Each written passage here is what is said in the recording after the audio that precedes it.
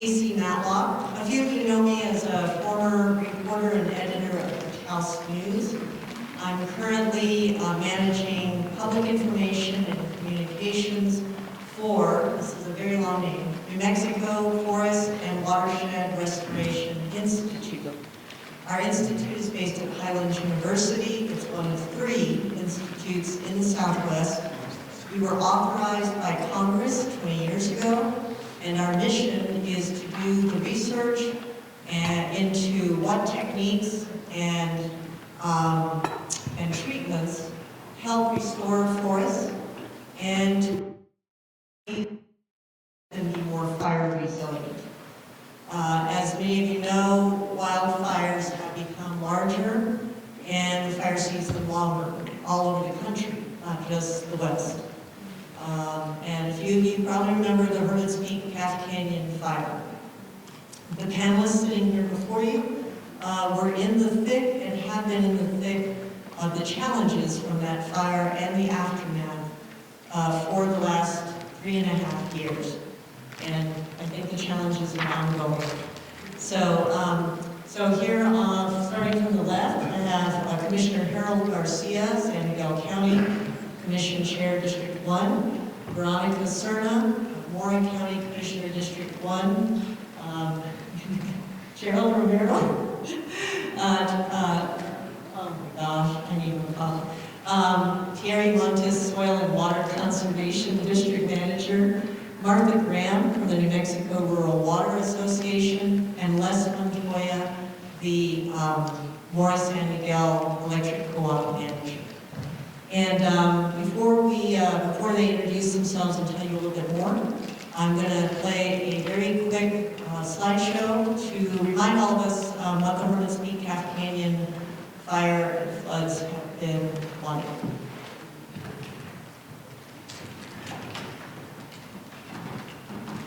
Are we in the way? Yeah, Sure. you're fine. You're fine. Yeah.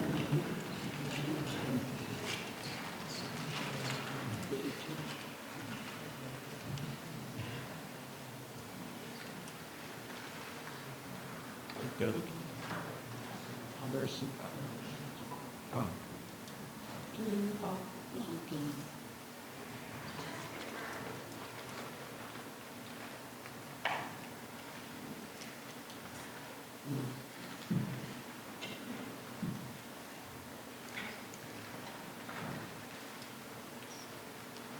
No.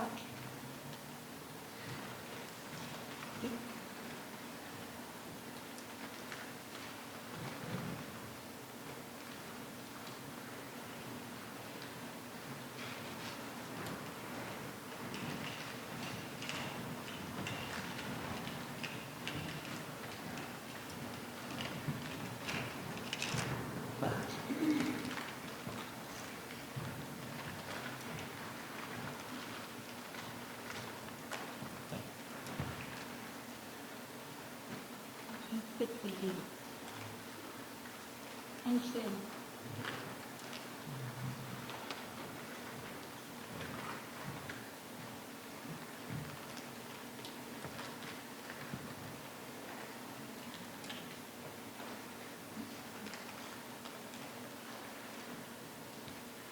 I'm going to stop that just for a second to explain the graphic in the top right.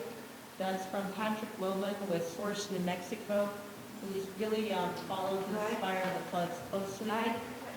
Oh, sorry. What? My voice is not moving enough. So I just want to stop basically to say this graphic in the top right corner, the little red triangles, those were the number of flash flood incidents and warnings that they had across the burn scar just from July 1st to July 21st. So that's the thing, this fire was so large that thunderstorms might cause flash floods in different portions of it.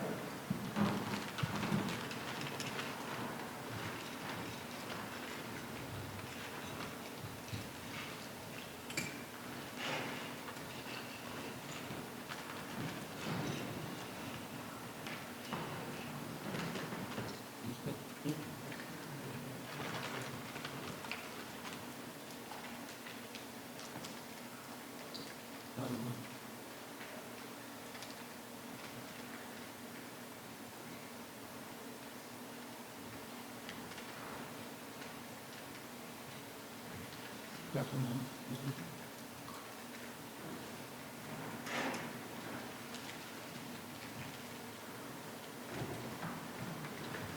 I'm gonna just leave that up here because it's, you know, it's some of our nice. I'm going to leave that slide up there because that's some of what our panelists will be discussing. And if there's any slide that any of them would like me to go back to, I can certainly do that. So I'm going to hand it off to each of the panelists now to introduce themselves and tell you a little bit about their role during the fire and floods. Good evening, everyone. Thank you for having me here this evening. My name is Harold Garcia. I'm the chairman of the San Miguel County Board of Commissioners. Thank you for having us. You know, the fire started and it began as the Hermits Peak fire. And it was about 15 miles northwest of Las Vegas. If you know where Story Lake is at, if you look to the northwest of Story Lake, about 10 miles west of that is where the fire started. And the Hermits Peak fire was not such a big threat for a few days. And we thought that it was going to be under control. But irregardless, San Miguel County got together and we declared a disaster, and we went through DHSEM, the Forest Service. We opened up an incident command center up at Camp Luna, the vocational college. We opened up the evacuation center at the Las Vegas City Schools Memorial Middle School. We opened up a place for animals to be brought, which was one of the best things that we could have done. And we used a private place called the Mora Arena. So we opened that up, and then we opened up the camp for the Forest Service. The sheriff, myself, and our county manager were really involved in doing that on the weekend that the fire started. So we did that, and immediately after that, the incident command center opened up. The four places that I'm mentioning opened up, and we got to work. What's good about having people such as the Forest Service come in and DHSEM, they have professionals that have dealt with something like this, and so we use them as our guide to take us through the steps of whatever we have to do on a day-to-day basis. At first, it was just San Miguel County. So for a few weeks, it was the incident command center was very involved, but it was San Miguel County involvement. Mora County still wasn't a part of it, and the city of Las Vegas still wasn't a part of it. But it was scary. I'm not going to say that it was no big deal, because since the beginning, it was a big deal. The winds were the worst imaginable that you could think would happen. We were getting it. But, you know, the Forest Service brought in a group of experts. They had weather people. They would fly it at night, and they would measure what the fire did during the night, and then they'd come in the morning, and we used to have a meeting every morning, and it was just for the local, the people that had authority, the local authority figures. And we came in and we would get updates from them every morning. They would tell us the fire grew X amount last night, expected to go this much today. I'm not kidding you, they were almost always on point. You know, the weather people that they brought were the best imaginable people that you could think of. It was just amazing the way that they presented themselves and the way that they showcased what to expect. Because almost every day that they told us expect this to happen, by 6 o'clock in the evening when they gave us a briefing, and at 6 o'clock the briefings were public. The mornings were not open to the public.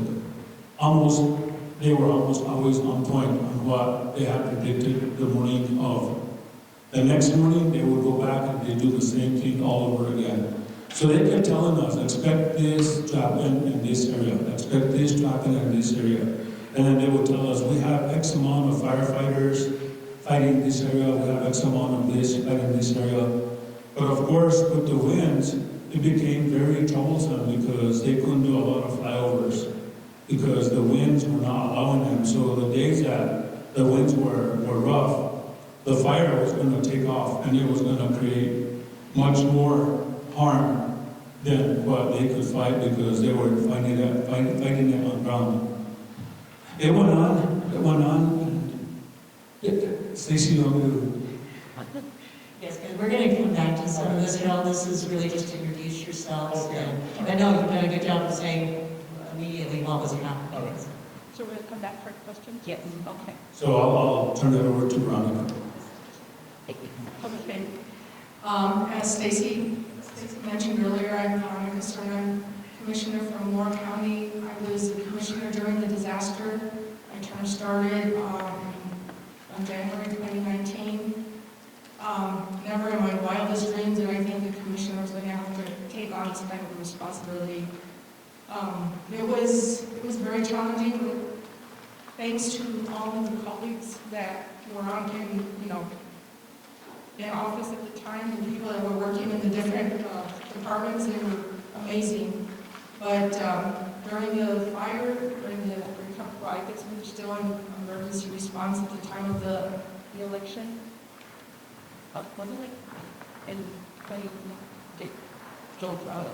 It was in June, yeah. We were still dealing with the flooding at the time, and our election was going on. And I think Harold, you and I were we were both up for re-election at that time. So I had an opponent. Harold didn't. We probably because of the work we did during the fire, people got to know who we were, and I was re-elected. So I got to continue like in the house. Here I am, And I'll turn it over to Joe.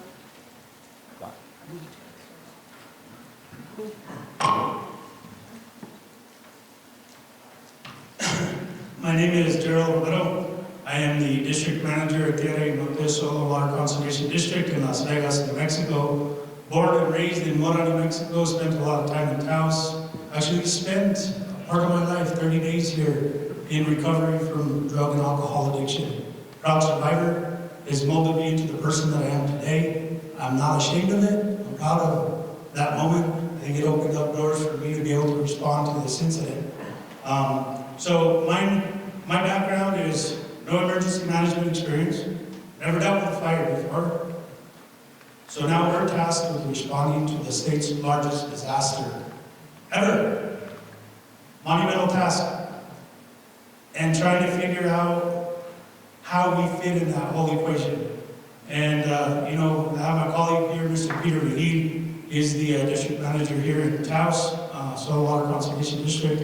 Good friend of mine, good colleague, does a lot of good valuable work for private landowners and public landowners in the area. But mine was definitely a story of baptism by fire. No joke, right? So I've learned a lot. I probably have the credentials of any emergency manager in the room now because of what we've been through and how resilient we've had to be in responding to this.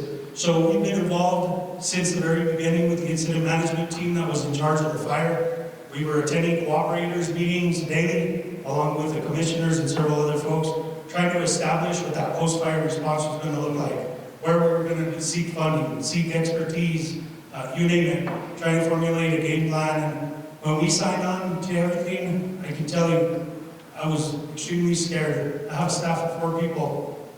And we've done an amazing amount of work, which I'll touch on later. But post-fire recovery disaster will test you to your limits and you'll really find what you have in your coffer at that point in time. So I will reserve the rest of my talk for later on, and I'll pass on to our next guest. Thank you.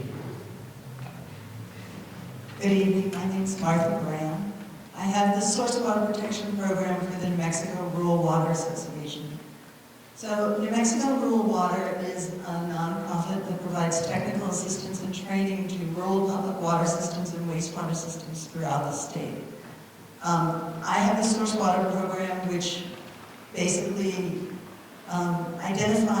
works with communities and water systems to identify potential sources of contamination and other threats, and then develop and implement a plan that helps protect them. So my role in all of this has been sort of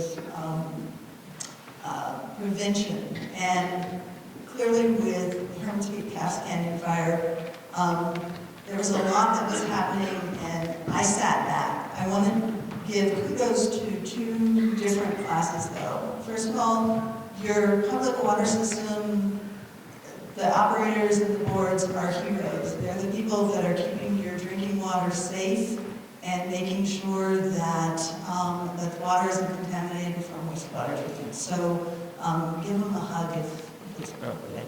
Thank them definitely. And then our circuit riders who go out and work with the water and wastewater operators. We're out here in Hermits Peak Canyon, helping keeping the water going for those public water systems, helping troubleshoot when there were issues, afterwards helping with the testing and that sort of thing. That's more boots on the ground than I was. So I just want to acknowledge them in all of this as well. Thank you. Good afternoon. My name is Les Montoya. I'm the general manager for Mora Miguel Electric. It's good to be here in Kit Carson country. They're the two main guys, Kit Carson, do a good job here. We're trying to follow their footsteps in what we're trying to do and build a system in Mora and surrounding area. But my role basically at the time was to work with incident command and my work crews, taking direction from incident command with regards to energizing, de-energizing power lines within hazard areas, particularly the burn area, where crews were working, over hundreds of crews working at one time. So obviously we were with the incident command day and night pretty much. Those slides that you saw up there brought back chills because it was a lot of sleepless nights and a lot of long days during that long period of time. I was born and raised in Las Vegas, and I've never seen the winds consistent at 60 to 50 miles an hour for that long time. It was unreal. Matter of fact, I walked that incident command one afternoon about 6, and I looked at the sky and everything was dark, and I thought, what the heck is going on? Things are really changing around here because this was something that I had never seen as a child, and I've been in it for a long time. So anyway, that was my role. Our crews were very critical to the people in the field as far as going to the locations within the burn area, getting escorts in time to do what they had to do to de-energize lines.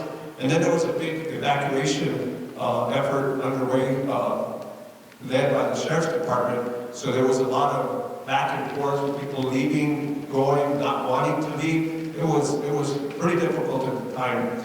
Matter of fact, I got called into Mora in the middle of the fire by a group of citizens and said, "Who do you think you are?" Well, I'm the general manager. They said, "Well, what are you doing de-energizing our power? We're not going anywhere." And I said, "Well, you have to, because number one, this area is an evacuation area.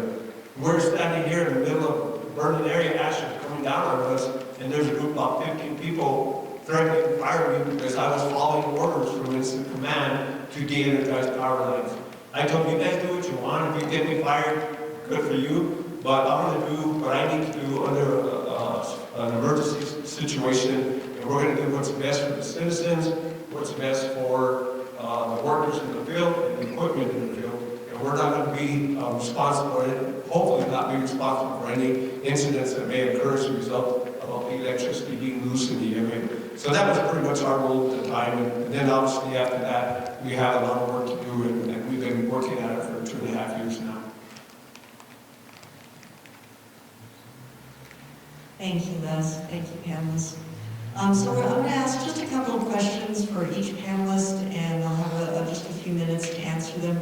We're going to try and leave 20 minutes to half hour for questions from you all, if possible. All of their comments, except for Harold's, which will come later. There's a packet back on the table back there, and you're welcome to pick hack it up. And it's just some sort of a compilation of lessons learned and some other information that, in particular, some of the agencies and government folks might find helpful in doing some pre-planning. So the first question is for our county commissioners. Harold, both these fires started in San Miguel County. You have been through other fires. As the Hermits Peak Half Canyon fire exploded and grew, what were you thinking? How did you and the commission prioritize needs and make decisions as the disaster unfolded? I'm one of the fortunate ones that I've had to deal with FEMA-related issues briefly. Nothing at the magnitude of this fire. But I knew that we should have an incident command center. I knew that we should have a evacuation center, and I knew that we should have a camp for the fire. So the sheriff, the county manager, and I worked on that to get that done. And then we figured there's going to be livestock issues and animal issues, so we went the extra step and we opened up a place to bring animals to. So that was the first step that we did. Everything else, I mean, you're pretty much at the mercy, in this case, you're pretty much at the mercy of the forest people.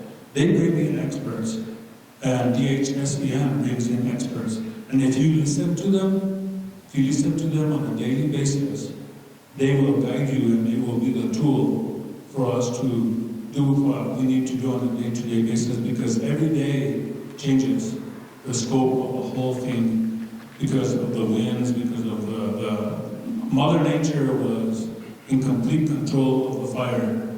And so the best thing for us to do was to pay attention to the two authorities that were there helping us navigate through the whole process. They brought in X amount of firefighters based on how they saw the fire was going to grow, and they were reporting to us on a daily basis how many firefighters there were and the whole gamut of it. And so we followed their guidance. We, of course, at the local level, did what we had to do. You know, there was areas where we had to bring in our forces to help build fire lines, to help, but it was at a very, very minimal level. They had equipment, and so we pretty much just went on that.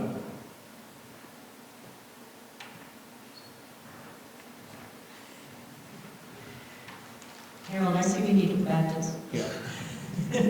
Okay, Commissioner Cerna. The fires were still burning when the floods came. Both impacted your county heavily. What have been the ongoing impacts 3 years later? And knowing what you know now about those lasting impacts, what decisions or actions could a county or town take to be better prepared? Stacy, that's a lot. That's a pretty loaded question. But, so to start with, on April the 7th, I believe it was, 2 weeks before the Hermits Peak fire, Mora County was dealing with the Cooks Peak fire in Enchanted. That's on the east side of the county. I was Speak to the mic. Okay. Sorry about that. I was attending what do we call cooperative meetings in Ragged Mountain, dealing with that fire, trying to get people evacuated from those areas, getting assistance for them. And one morning, the state police officer stopped by my home, and he said, you know what, I know you're really busy with the Cooks Peak fire, but I really suggest that you start attending the cooperator meetings in Las Vegas, he said, because they're predicting that fire is going to start moving in this direction.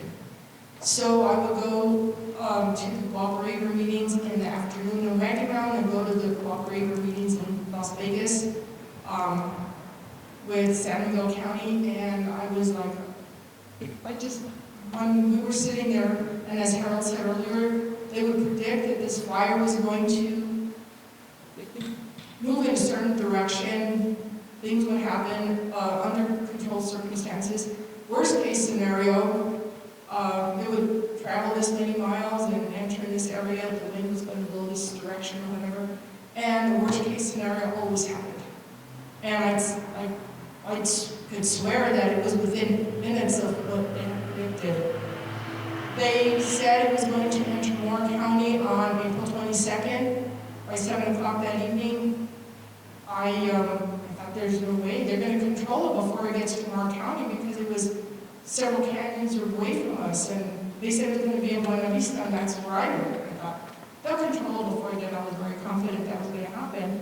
On April 22nd, Congresswoman Ledger Fernandez and her staff were visiting Mora County, and we had lunch at Teresa Tamanes. When we walked out of there, the sky was gray, and we needed our windshield wipers to get the ash off of our windshield. We drove over to the courthouse, and as we were proceeding with our meeting, we got notice that the fire had crossed over into Mora County. And it was still uncontained, and the winds were blowing at unprecedented speeds of like 90 miles an hour, and it was scary. So thank God that the Congresswoman was there with her staff. They helped us prepare our declaration for the emergency, and they started evacuations immediately. By the time we got out of there, the highways were jam-packed with traffic traveling out, the power was turned off, and at 7 o'clock, this is 7 o'clock, April 22nd, it was pitch dark. And as I said, you needed the wipers to get all the way into Las Vegas. By the time people got into the Las Vegas area, hotels were already filled to capacity with firefighters. They were filled here in Taos with firefighters. We had to, in a minute's notice, find places for these people to evacuate to. We were sending them to Santa Fe. The governor was very instrumental in helping us get accommodations for people in Glorieta. And we were able to house the people in Taos who were calling us and telling us people could come over this way and bring RVs with Taos and San Miguel County and Santa Fe. All of our neighbors were so amazingly supportive. They accommodated our people quickly, and we didn't lose anyone in the fire, thank God. But back to the question. So we were dealing with two fires. We were able to contain the Cooks Peak fire, and then we had to focus on the Hermits Peak fire. So the question was, while the fire was still burning, we were dealing with floods. And how did this impact our county? Well, our infrastructure was devastated. We had roads that were wiped out. Well, first of all, we had the fire cause a lot of damage to homes, and there were fences that were brought down because of fire. Livestock was all over the place. We had people out of the county, but we still had to get people in there to feed livestock, to feed dogs, to feed cats. We were even collecting eggs for some people because their chickens were still laying eggs. And soil conservation, the Forest Service, livestock, the livestock board was there. We just had so much help trying to get people to get feedback to the animals, and it was very difficult. We had, so then after that we had flooding, like soon after. I think it was like on July 1st, we had our first flooding event. And the thing about this is that we were in a drought. When these people that had experienced fires before, they said, these burn areas create their own weather, you will have a flood. And it was like, we were telling people we need to prepare for this flooding events, and they were like, we're crazy, we haven't seen a drop of rain or moisture, so they just thought we were making a big deal about it. July 1st, we had just a typical rainstorm, and it flooded. It flooded in Las Vegas, it flooded in Mora. We had to evacuate people again. So roads were wiped out, power was still shut down, wells were taken out because of the topping over into the contaminating the wells. Our acequias were eradicated. Everything, it was a mess. I don't know, the fire created a big mess, but the flooding and the cascading events have created a worse disaster for a lot of people. So some of the issues that that we're still dealing with is we've had permanent road damage. We lost a lot of our population because there's very limited housing in Mora to begin with. And then with all these homes burning, these people had to leave. Las Vegas is experiencing the same situation with limited housing. So these people have had to move out to Santa Fe, Albuquerque. And after 3 years, my biggest concern is that these people will not be coming back to Mora County. They've gotten money from FEMA, but I don't know that they're going to rebuild, because when you have to wake up to toothpicks every morning, I don't know that you want to rebuild in the same place. The composition, not only has the composition of the soil has changed, but so has the terrain. We have had hydrophobic soil for quite some time, which means that the water is just going to roll off of the mountain and flood us every time, and it's been happening with snow runoff and every time we get a rainstorm. The other thing that we experienced was lack of communication. During the fire, we did not have communication with our first responders. It was really, really challenging to find out if our people were safe, if they were getting out of the locations that they were at. We had people that refused to evacuate, and at some point, because they didn't have electricity, we had some people that were insulin dependent, and they were not able, because there was no light and the refrigerators were not working. They were trying to reach out to the ambulance service to get insulin to them. Some people had taken the wrong medication. It was quite a challenge all the way around. One thing that I would mention, that I'd like to mention that could help people prepare for a disaster like this is when you're entering into agreements or renewing your agreements with your cell service providers, you may want to consider including the option of, in the event of a disaster like this, that they would bring in, they call them TOWs or cell on wheels, and there are towers that they could set up in different locations, because during the flooding events, it was a real challenge to get people evacuated when you couldn't even call them or get messages out to them to let them know that their area was going to be flooding. We had to go knocking door to door and asking people to leave or go uphill just so that they'd be safe. And there was some areas that we had to house people during the flooding events at casinos. Some of the hotels here in Taos took a lot of our people here for months because they couldn't get back to their homes. Their driveways were destroyed, their septic tanks were destroyed, their sewer system, well, that's a septic tank, but their wells, some of their homes were flooded, and their homes were just not livable. By the time they went back, their homes were now contaminated with mold. They couldn't live there anymore. So not only did they lose their homes to the fire, but they lost their homes to the flooding events and the impacts of the moisture. The other thing that I would like to mention is that, and this is a smart thing.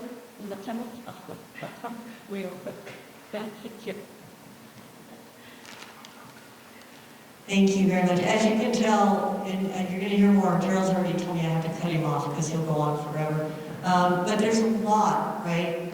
It's just, that is the thing about a huge fire and the cascading events that follow.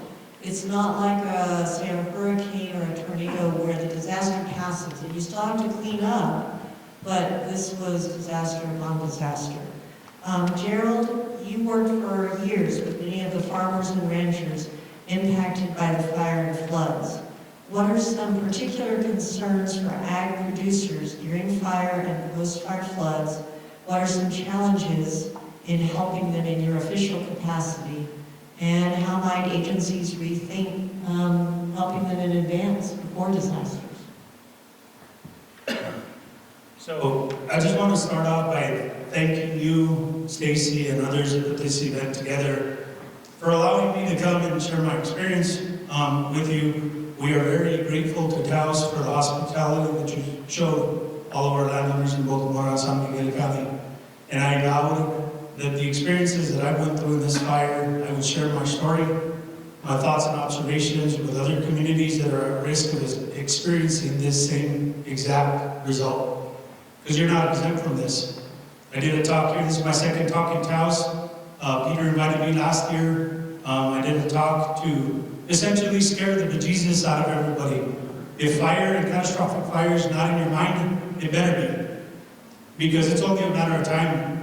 It's not if, it's when and how bad is it going to be. And little of us are prepared enough to be able to handle the type of disaster that's going to hit. You know, and a lot of my questions are going to be what I call scalable. You know, we have the state's largest disaster to respond to. So we saw effects from so many different ranges, but tonight I'm here talking on behalf of the ag producer. And Veronica did kind of mention a little bit of what's going to happen, right? So during fire suppression, your fences are going to be cut, or they're going to be dozed over. There's going to be livestock running all over the place. You're going to have to figure out where you're going to find them later, right? If you ever find them. You know, we had entire herds of not only domesticated animals, but others that were completely burned. Some have been buried in post-fire flooding. Some, nobody knows where they went. So that's one concern. The other concern is that Taos, from what I understand, Taos County has put together a livestock evacuation plan. Kudos. I'm glad we did it, because Harold knew that something had to happen. But with the sheer magnitude of the disaster that we experienced, there was insufficient area to house all the livestock that needed to be evacuated. There was not enough transportation to get them out, because a lot of times we were under forced evacuation. They weren't letting producers back into the area to evacuate their animals. So people were sneaking in through back roads and using four-wheelers and everything to get back in to feed their livestock, right? So the other thing is that you will lose the ability to produce your own feed for several years. And somebody's going to have to help you figure out how you're going to feed your animals. If not, you will have to sell. And you're not going to be selling at a time when the market is favorable for your operation. You're probably going to be selling at a time where the rates are really low and you're going to take a significant loss. A lot of our producers had to sell off. And not only did they sell off their livestock, they lost their livelihood. Generational families of production gone forever, probably. Because some folks are trying to rebuild some of their herds. 3, 5 animals at a time, because that's what I can afford. Trying to replenish 500 that you had to sell off because you could no longer feed them. You could no longer access your allotment on the Forest Service. So there are some devastating impacts, and I tell it to you how it is. I don't sugarcoat stuff, because I think I owe you the truth. You will be impacted if you're a producer. If you're a crop farmer, you better be prepared for devastating flooding that brings tons of debris. You're talking woody material, you're talking ash, you're talking contaminants from cesspools, from every possible source, and it's going to happen repeatedly over and over and over. You will be powerless to stop it. You will need to replace your fences multiple times. You will get tired of replacing your fence. Throw your hands up in the air and realize it's probably best not to do that until everything settles down in year 5 to 7. I have a colleague that has said many times, and I kind of stolen his moniker from him, post-fire recovery is not a sprint. It's not a 100-yard dash. It's a mega marathon. Been working on this for 3 years. We are still in emergency response mode. And I don't care what the government says, I don't care what anybody else says outside of that circle. We are still responding to emergencies day to day. Every time there's precip on the horizon, we are responding over and over and over again. So anybody that is responsible in their capacity as an employee or an elected official, you better darn well be prepared to be in it for the long haul. There's no saying, I can't do this today, I'm tired. We have a duty to respond. And I think all of us that I know that have been responding since day one, we've aged. I've got a bunch of canas in my beard and the side of my head that weren't there 3 years ago. The stress load is incredible. The cost to my personal family is incredible. Because I can't be there for my kids when they're competing in their sports. I can't be there for certain milestones in their lives because of helping others. And I make that sacrifice, I explain that to them. They understand that needs to help people. But the thing that people fail to realize is that most of us here are recovering from this incident as well. And we're also helping the community recover. So I think before I end, I will say, an incident like this, I think most agencies question, what is our capacity? How much can we handle? Well, this will answer you pretty quickly that you can handle way more than you think if you're willing to take that challenge. Mr. Montoya and I were talking before, and I think he and I are the same cusp, and so are the rest. I don't turn down challenges.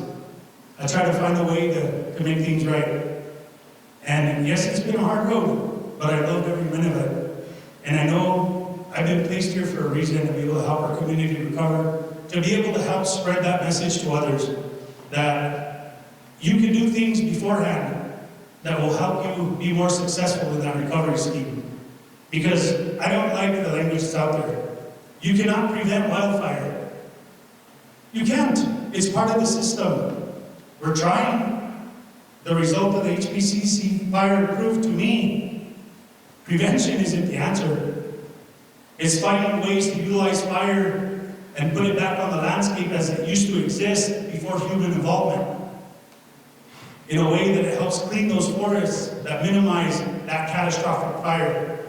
If you can put together thinning projects that reduce that field load and do so in a way that you're amassing huge amounts of acreage, you actually will make a difference. But if you're piecemealing 5 acres here, 10 acres there, and 2 over there, you're really not going to make a substantial gain in reducing that threat. So, for me, it's not prevention, it's reducing a threat. Reducing post-fire flooding, reducing mitigating risk, because you cannot prevent flooding. Nobody can stop water. It's going to do what it does, right? But we can augment the environment a little bit so it's less destructive. And I think I've hit my 5 minutes, Stacy. I will be here. I'm spending my night here in Taos. I am more than willing to share more of my story with you after. Find me and we can chat some more. But if I don't put it off, I'll never stop talking. Thank you, Gerald. Martha, you noted that community water and wastewater systems are often left out of wildfire mitigation, response, and recovery planning. Why is it important for these systems to be included, and what would be an important first step that local governments and community water systems could take to prepare for a wildfire and post-fire floods? Thank you. First of all, let me say how humbled I am to be up on the stage with people who literally, have come through this trial by fire. It's amazing. So, I found when I was working on a social fire protection plan, this quote from the Taos Land and Trust blog from July of 2015. Clean water is a sustainable community. Clean water is infrastructure. Clean water is stability in the face of catastrophe. And I think that that's really where I'm coming from, is that it's one of the cornerstones. Clean water, safe drinking water is one of the cornerstones of a good community, of a community that can build back and be resilient.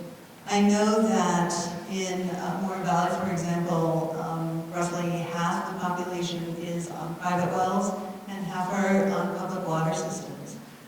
In a case like that, public water systems are sort of the canary in the coal mine, the bellwether for being able to know what's going on with the water. I understand that that there has been private well testing in Hermits Peak, Calf Canyon, Burn Scar, and I think that that's phenomenal. That hasn't happened in the past. And I think that it's one of the ways in which we've learned that we have to have clean water, we have to have safe drinking water in order for the community to come back strong. There's so much more, as everybody in this panel has talked about, there's so much more that has to happen in addition to that. But bottled water is more expensive than gasoline, and getting it is hard as well. You can't wash your clothes in bottled water, you can't take a shower in bottled water. So having that community water system, being able to rely on your own private well is really important.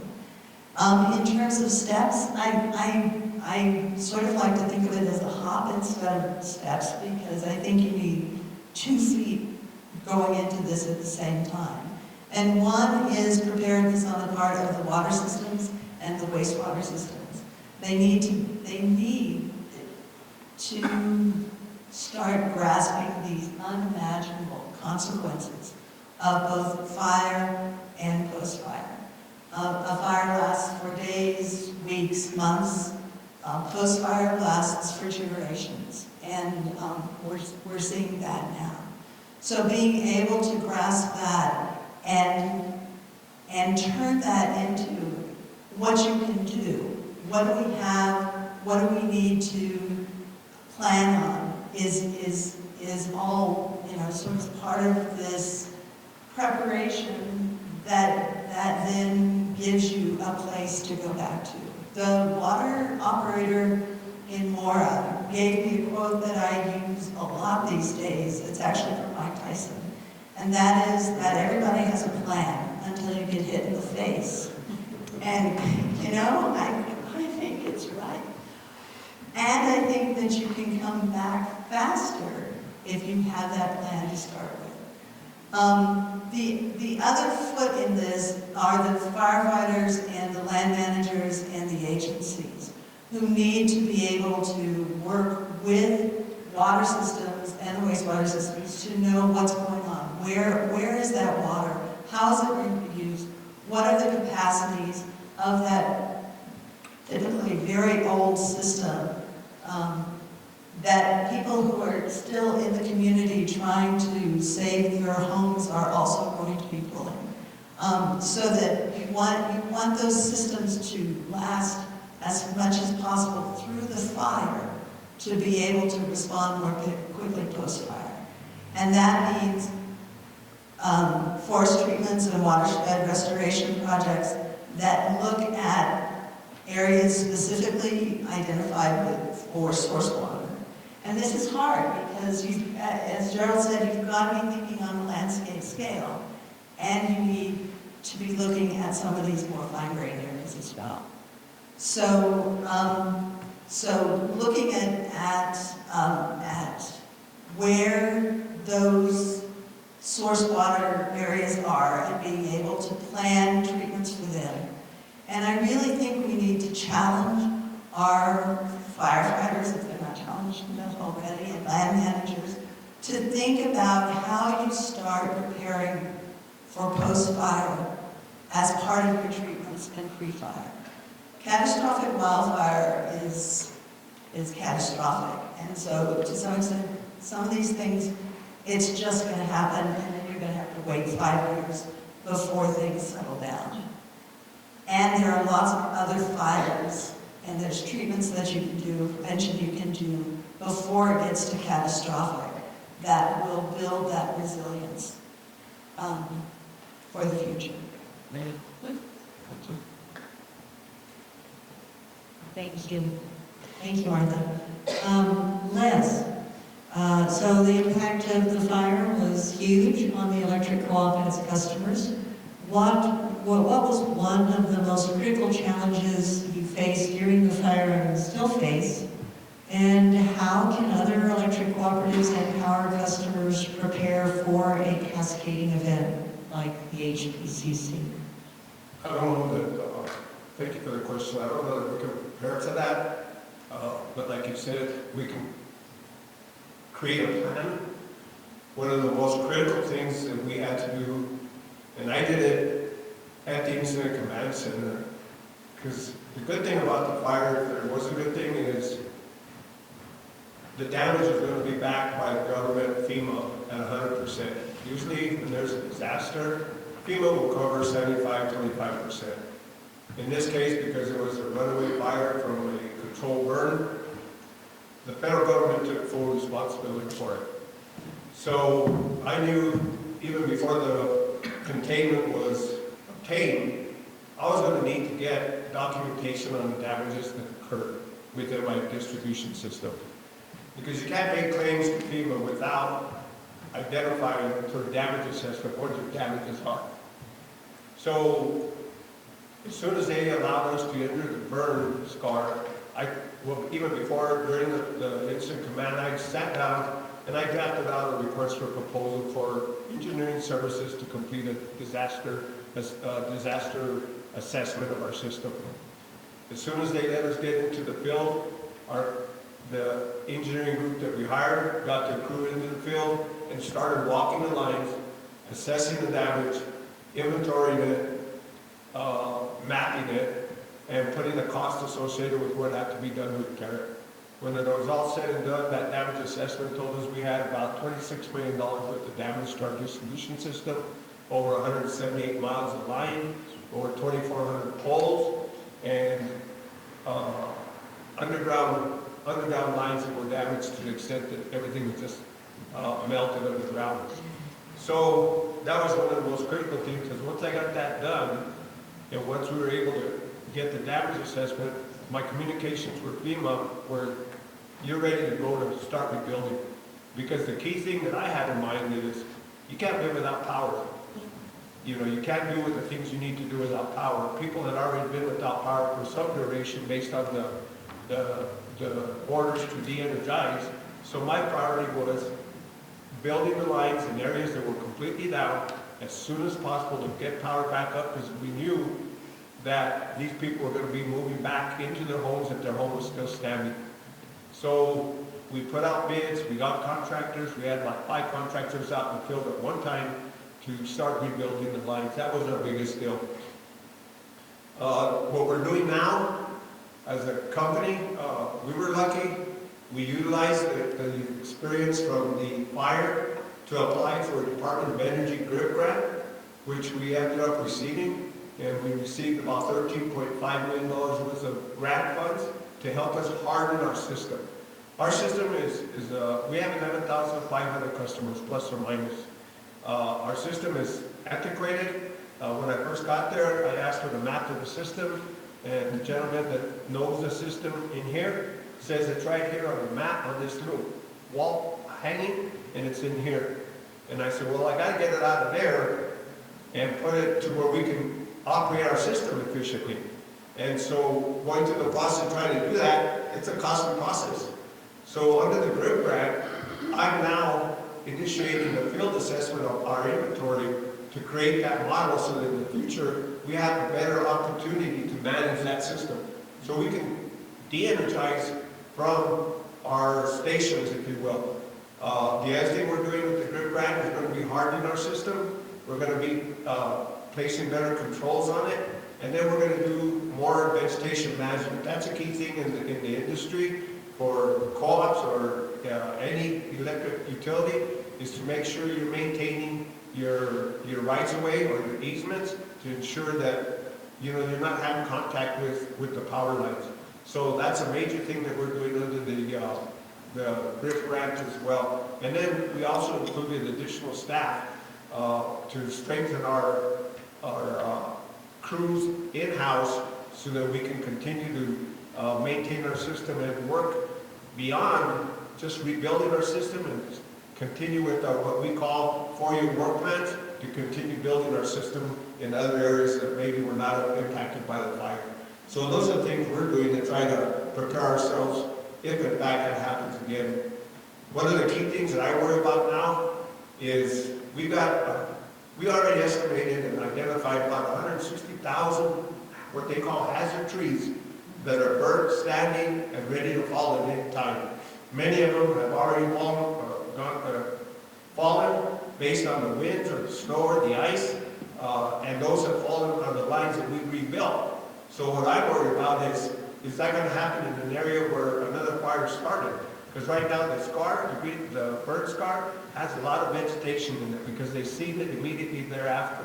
And so you got a lot of grass and other types of growth that's subject to burning if in fact this happens. So right now we're working with FEMA to try to get their authorization to go in and start removing these 160,000 identified hazard trees to eliminate ourselves of that hazard as well.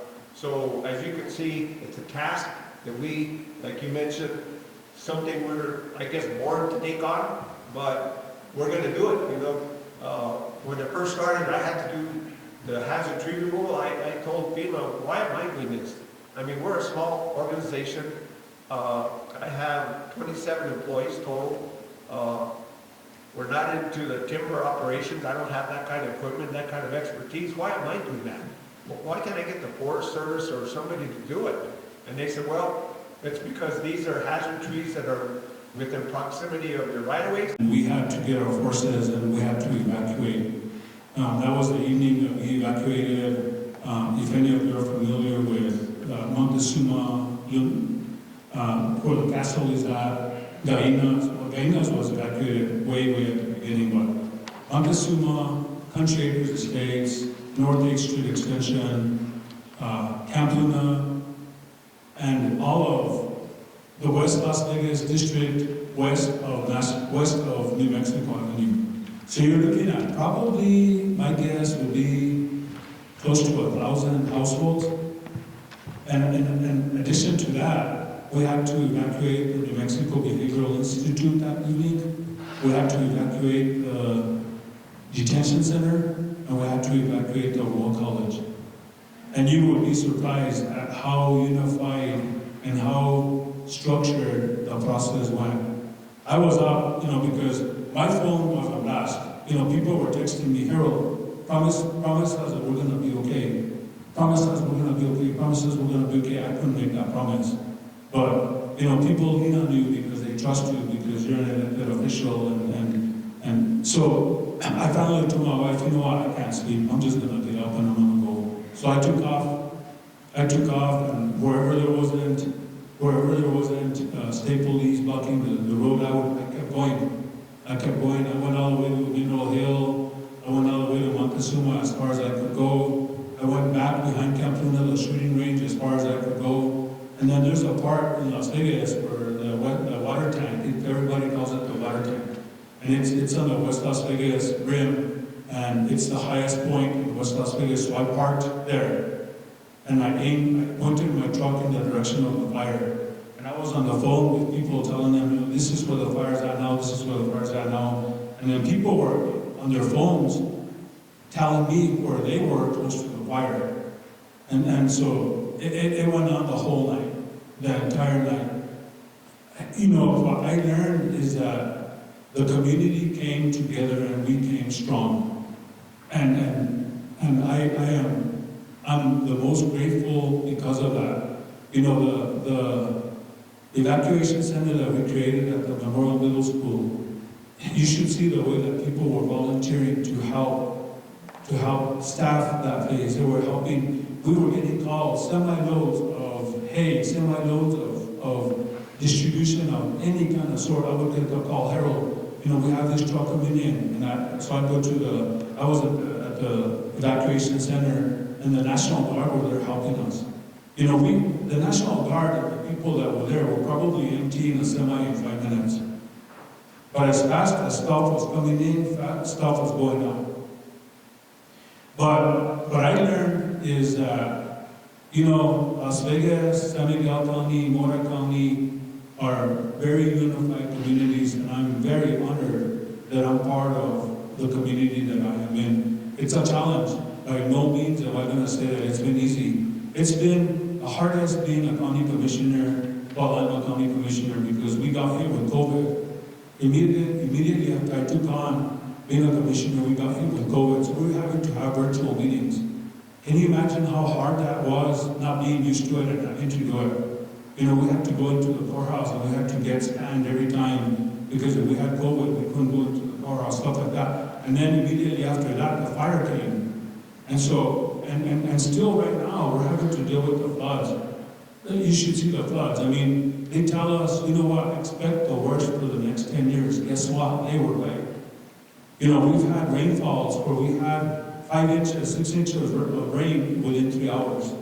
You know, that grew to 2 or 3 feet on the streets in the middle of Las Vegas, where I was having to drive to the middle of town, and I'd have to go to my district because my district is the Gainas River, the heart of the Gainas River, Story Lake, all that stuff.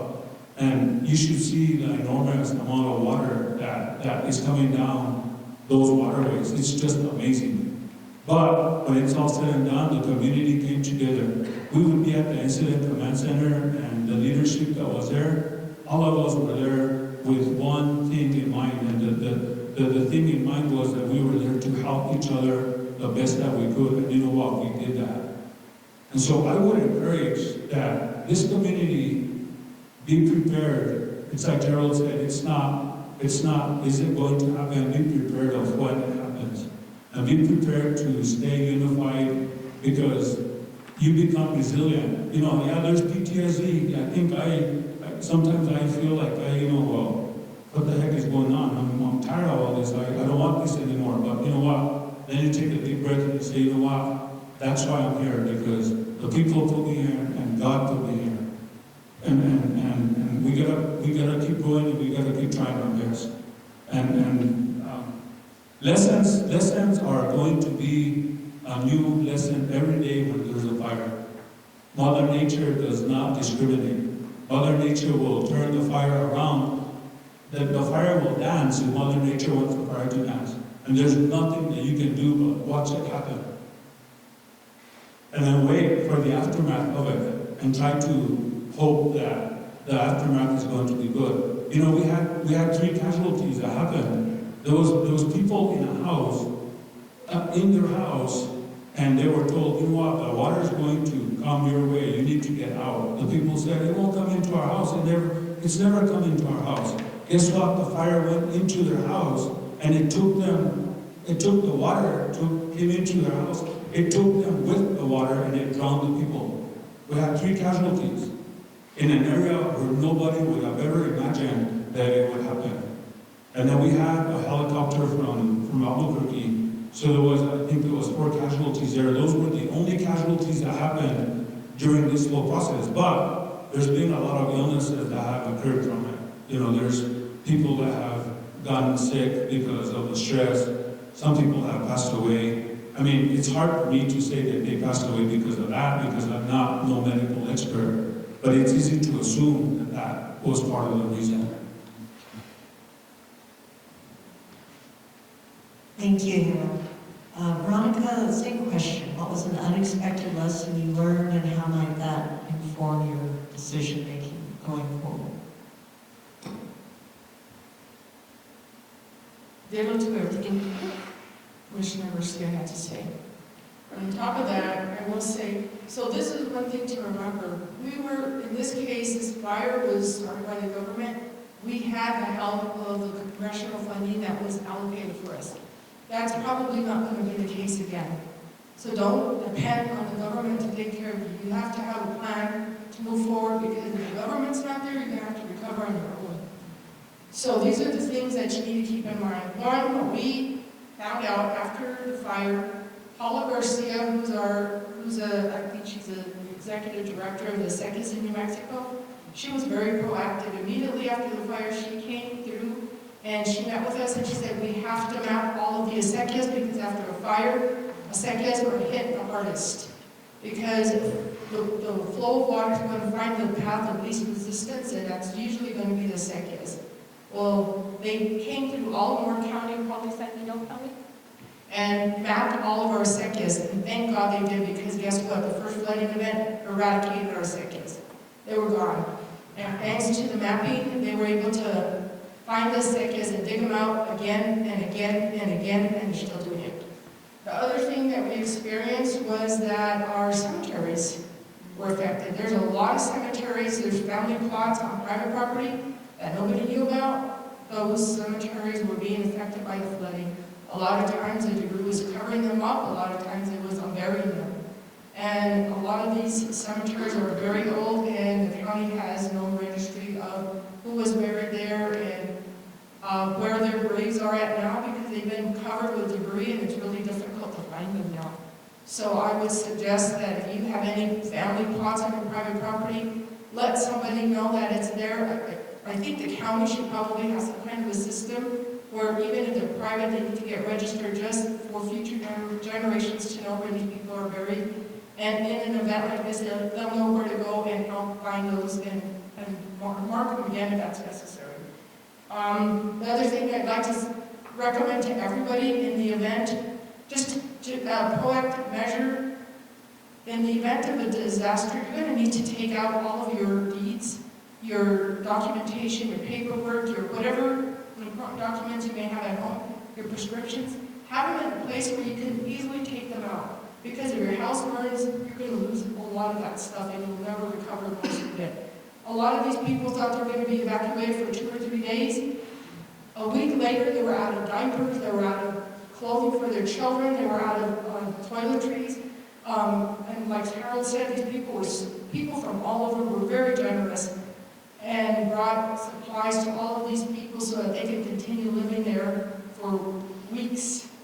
And so you have to be prepared for some of those kinds of disasters. The other thing that we found out, especially, I don't know if San Miguel is in the same as bad of a situation as Mora, but I know northeastern New Mexico, people tend to live on property that their parents and grandparents owned and built on it, and because it was, you know, the homes are paid off, there's no mortgages, they think they don't need to, or they just kind of put it off because deeds don't get taken care of. And this disaster, when homes were burned, it was hard to identify who the true owner of these homes were. A lot of times people hadn't updated their insurance policies. Many of the homes that were insured were underinsured. And that tends to be the case a lot of times, but you have to visit your documentation, update it. If you add another room, make sure you include that in your policy. If you upgrade anything in your home, include those upgrades to your policy so that in the event of a disaster, you're covered and you can get back to hopefully where you were before. What else? Oh, the other thing as a county, we failed to maintain all of our drainages the way we should have. When the flooding hit, a lot of those culverts were slightly smashed or sort of plugged, or, you know, they weren't big enough. Whatever the situation was, when the flooding hit, the water was jumping over those plugged culverts. It plugged them even more, damaged them even more, and it's created a bigger mess for us. And our excuse has always been, well, we don't have the capacity to maintain all of them. We don't have enough money to send people out there. You know what? If we had done that, it probably would have saved some of the homes from being destroyed. And invest in housing. Extra housing doesn't hurt to have because you can always rent it out to someone, but when you lose a home, there's no place else for somebody else to move into. We've had a shortage of housing in Mora for a long time. I think even San Miguel's experiencing the same thing. That's affecting our economic development because people can't move in. We have a shortage of teachers because there's no place for them to live.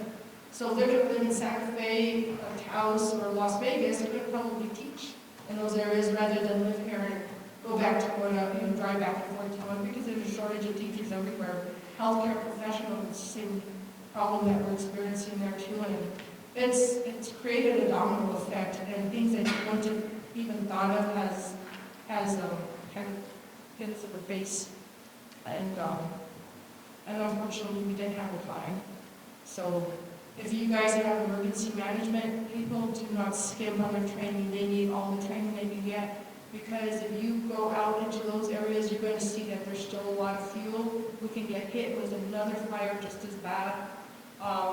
I was sharing with somebody earlier, Coconino got hit with 5 fires, one right after the other. So we're not out of the woods. And not taking care of our forests, like Gerald mentioned earlier, thinning them is probably key to preventing a disaster. So, Gerald, state your question.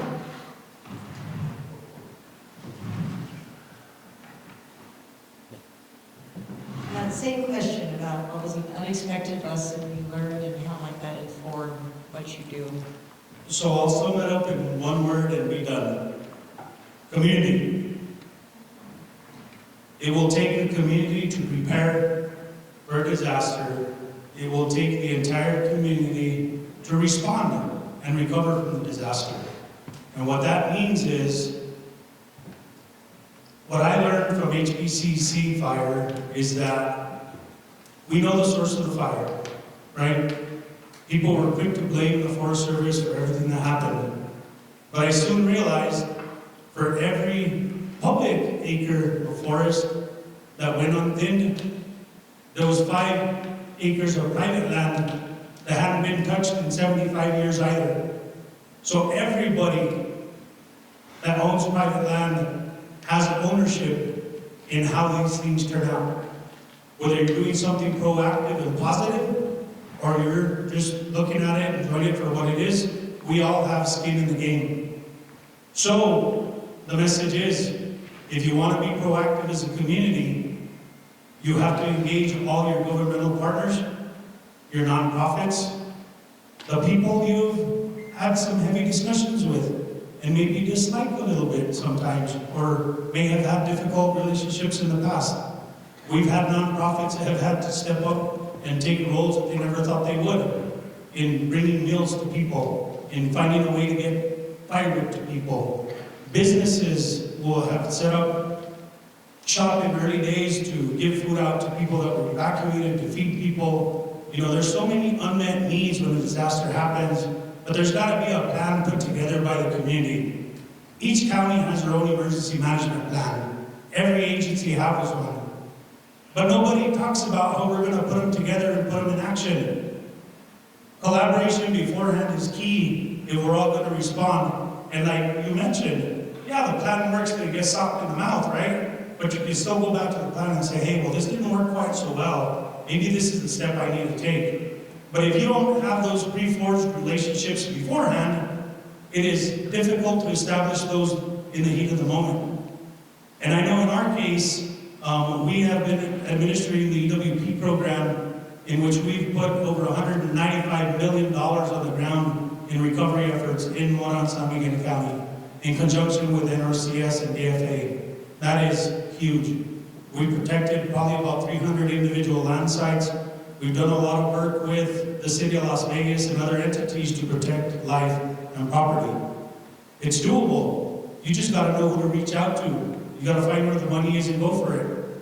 The other part that I'm going to mention from a proactive approach, when Mr. Peter Miguel and his staff have money for thinning projects, we have authority to work on private land where most other agencies don't.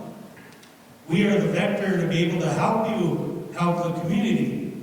But a lot of times, our landowners don't sign up for these, or don't give us permission to complete the work. Are you being part of the solution, or are you being part of the problem?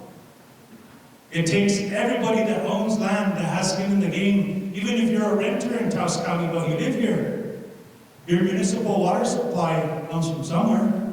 Somebody's in charge of it. The forests up above here are owned by somebody. Be proactive, voice concerns. Voice is key to getting things moving. I have a buddy that says the world is run by the people that show up and talk. If you got an opinion, bring it forth. We need to hear it. It helps guide decision making in a direction that's going to help all of us in the end. So keep that in mind. The other part is recovery efforts. We've seen a lot of resistant landowners, private landowners, that have been made offers for assistance that have flat out denied it. We're trying our best to get the help to the people that need it most, but a lot of the programs that are there to help you are volunteer programs. You cannot be forced to implement them. But if a solution is brought forth and you outright say, no, I don't want it, that's difficult for us. It's difficult for everybody.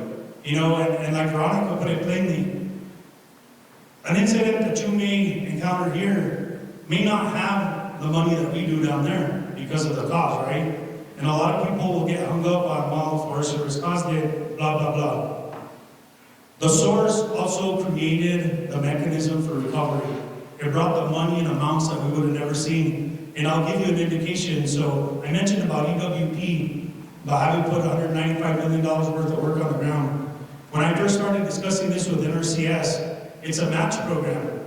And the biggest waiver you could get was a 10% match on the sponsor. So they flat out asked me, how much money you got? I got about $500,000 to work with. So we were looking at a total of $5 million worth of work that we could have done in San Miguel County. A drop in the bucket compared to what really needed to happen. So, in preparation, agencies that are responsible for responding to disaster, think about what your coffers are. Think about what money you can put in place for that what-if situation and put it together with your partners so that you can have an appropriate response. And I think I'll end it there because I'm getting a little long-winded, but Okay, this is great. Thank you. Martha, same question. A little different since you were in the fire, but you witnessed the result of fires and their effects on water systems. Yeah. I think I'll start with a small example and then probably end up coming back to some of the things that Gerald has said. There's something called the Wildfire Defense Support System. I think I got that right. WFDS. And it's, as I understand it, it's a tool, it's a database that Incident Command will use to identify the values at risk in an area and help determine how to fight a fire. Nobody has told me differently on this, that throughout the United States, with the exception now in some parts of New Mexico and Colorado, public water systems are not part of WFDS. So, although there are people who obviously are talking to the folks on the ground to know where and some of this water is, some of these systems are, it's not part of what is there captured initially to be able to determine how to fight a fire, or where you're going to fight a fire, or how you're going to, if it's a spring as opposed to a well, what you're going to do in terms of the kinds of fire suppressants you're going to use. That's been a surprise, and I know my counterparts in Colorado are actually working on this, and to the extent that I can, I've also, I say this every chance I get so that more and more people know and we can do something about it. There's other ways in which water systems communities can work to address wildfire and its impacts as well. Community wildfire protection plans, hazard mitigation plans, emergency response plans. I will say that in many parts of rural New Mexico, you've got unincorporated communities, census-designated communities, and in some, I'm not saying here, but in some parts of the state, the emphasis for the county, which then is responsible for sort of caring for those folks, the emphasis is on the larger communities, the larger population centers, not the smaller ones. So again, it takes people in the communities being able to speak up, identify for themselves. They are the experts of their own communities to be able to say, this is what we value, this is what needs to be taken care of. Again, that's before the fire, that's before the post-fire. That's sort of where my head is with some of this stuff. But I think if you build that community to start with, then when you have the disaster, you have a different kind of structure that I'm so touched by all of the stories about how community comes together and how everybody pitched in. I think that it just makes for a more resilient um, community, and one where most of the, if you can prepare your community like that, I'm not being very clear, but if you can prepare your community like that, then when help comes, when money comes, most of that, I think, can, or at least a good part of that can go to the community, so that you don't have contractors coming in, doing the work, clearing the land, doing whatever it is, and then leaving again. That money can stay with the people who need to rebuild their own homes. So, Thank you. And I agree with what you said, community is the key. And through my past experience, communities